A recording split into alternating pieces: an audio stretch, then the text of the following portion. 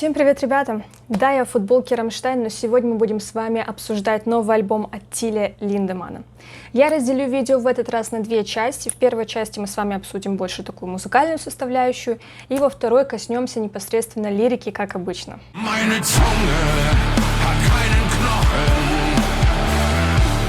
После того, как Петр в 2020 году покинул группу Линдеманн, вокалист Рамштайн стал развивать сольный проект уже под своим полным именем Тиль Линдеманн. Казался ли уход Петра на звучание проектом? Еще как.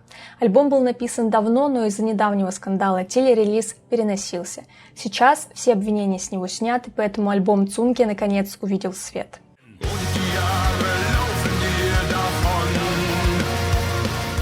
Мне нравится, что Тиль не ограничивал себя и сотрудничал с новыми музыкантами, которые привнесли разнообразие в звучание альбома.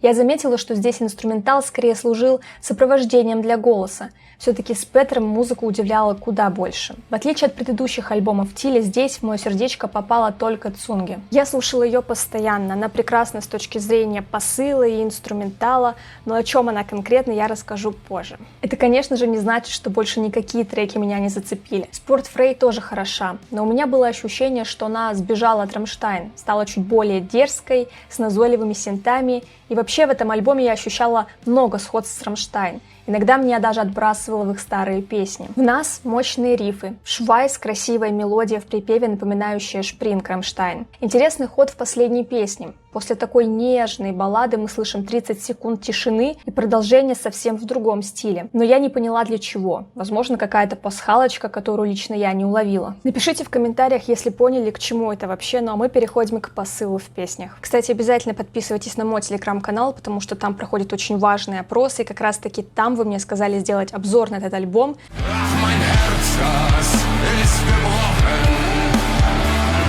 В тексте отражена роль языка в общении и последствия, которые могут иметь слова. В первом куплете певец признает род инструментом. Язык описывается как средство, с помощью которого мысли преобразуются в слова. Певец подчеркивает важность самовыражения и поиска ответов посредством вопросов. Способность правильно выражать мысли придает словам неотразимую силу. Припев далее размышляет о свободе самовыражения, заявляя, что у языка нет костей. Это позволяет лирическому герою говорить все, что он хочет. Однако он поет о разбитом сердце, которое продолжает биться, демонстрируя нам эмоциональную боль, с которой он пытается совладать. Второй куплет подчеркивает необходимость языка для человеческого взаимодействия. Тиль признает силу слов, описывая их как ветер под моими крыльями или бурю под моими крыльями, предполагая, что слова могут как вознести, так и сокрушить. Бридж раскрывает внутренний конфликт, с которым певец сталкивается. Он называет слова своим врагом и признает, что неправильное их толкование может причинить непоправимый вред. Финал песни представляет более противоречивый взгляд на язык. Хотя у него есть свобода слова, Тиль чувствует себя в ловушке и не может избежать последствий озвученных мыслей. Образ белых щипцов, действующих как зажимы, передает ощущение сдержанности и молчания. Тиль сетует на свою неспособность петь и даже кричать из-за ограничений, налагаемых собственными словами и ожиданиями других.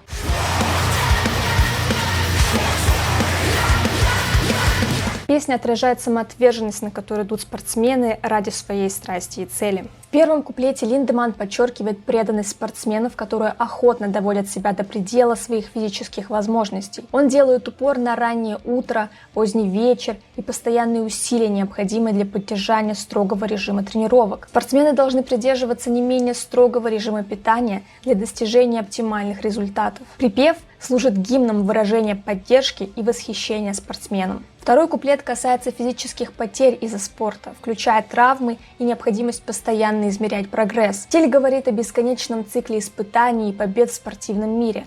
Он противопоставляет проигрыш и победу, падение и полет, тени и свет. Строка «И ты видишь слезы» подразумевает, что слезы, пролитые спортсменами, не часто видны окружающим. В третьем куплете Линдеманн исследует идею того, что спорт сродни с религией. Он изображает спортсменов как людей с исключительной физической выносливостью и большим сердцем. В бридже обсуждаются физические и эмоциональные потери, которые спорт может нанести спортсменам. В нем упоминается нагрузка на тело, принесенные жертвы, а также вероятность разбитых мечтаний и ограниченного образования. Линдеманн изображает воспринимают спортсменов как людей, которые отдают так много, но не получают тех наград или признаний, на которые они могут надеяться. Строка «жидкая кровь в толстых венах» символизирует разочарование и пустоту, которые могут возникнуть, если посвятить себя спорту без существенной личной выгоды.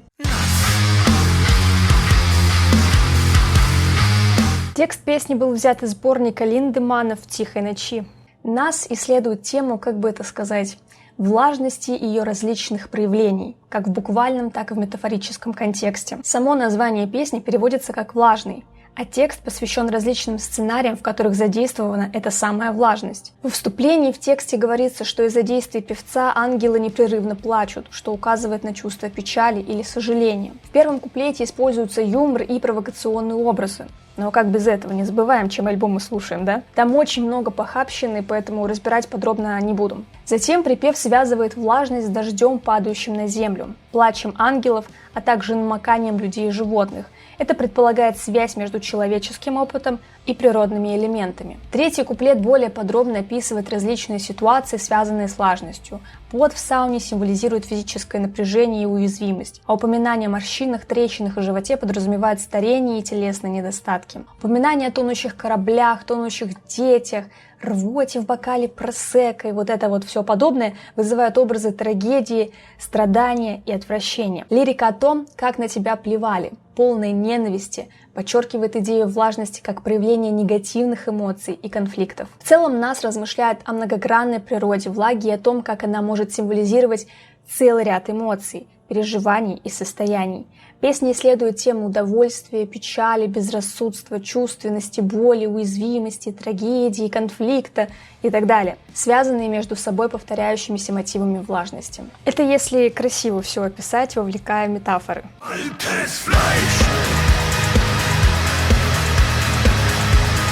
Песня о процессе старения и распада физического тела. В тексте описывается отвращение и страх певца при взгляде на человека, ставшего старым и дряхлым. Возможно, он вообще в своем отражении в зеркале, кто знает.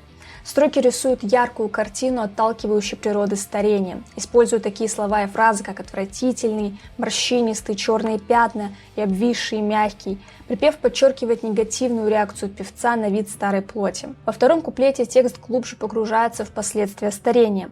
Образы увеличения морщин, атрофии гениталий и чрезмерного роста волос символизируют постоянное ухудшение состояния тела. В тексте выражается чувство отчаяния и неизбежность старости. В таких строках, как «мы все должны погибнуть» и «надежда умирает последней, но каждый день». Бридж усиливает идею о том, что смерть настигает каждого. Лирика также передает чувство смирения и принятия, описывая, как жизнь уже поглотила певца. В целом, это мрачное и интроспективное исследование физического упадка, сопровождающего старение. Песня выражает отвращение к этому процессу и подчеркивает страх и печаль. Она служит напоминанием о нашей собственной смертности и побуждает слушателей задуматься о мимолетности молодости и красоты. Давайте теперь подытожим. Можно сколько угодно обсуждать плюсы и минусы данного альбома, но давайте будем честны. Несмотря на свой возраст, Тиль до сих пор продолжает нас удивлять и радовать новым творчеством. И это бесценно. Я желаю ему делать это как можно дольше. Он удивительный музыкант, артист и творческая личность. Просто уникальный. Я всегда буду следить за его работами. Его новый альбом невероятно хорош. Я думаю, что нужно время, чтобы его полностью распробовать, потому что вы же знаете Тиля. Очень много смыслов, очень много посылов, очень много каких-то скрытых деталей, и можно бесконечно его творчество разбирать. Ну, я, конечно же, жду вас в комментариях, чтобы обсудить новый альбом. Напишите обязательно свое мнение, мне будет очень интересно узнать. И, конечно, напишите, какая у вас любимая песня. Если вам понравилось это видео, то ставьте палец вверх, подписывайтесь на мой канал, это очень важно для продвижения. Но если хотите меня дополнительно поддержать и мое творчество в целом, то можете подписаться на Boosty, там много дополнительного контента, можете заказать реакцию и прочее. Также вы можете подписаться на Twitch, у нас там стримы каждую неделю, мы слушаем и Линдеманна в том числе. Ну и другие социальные сети тоже вас ждут. Пока!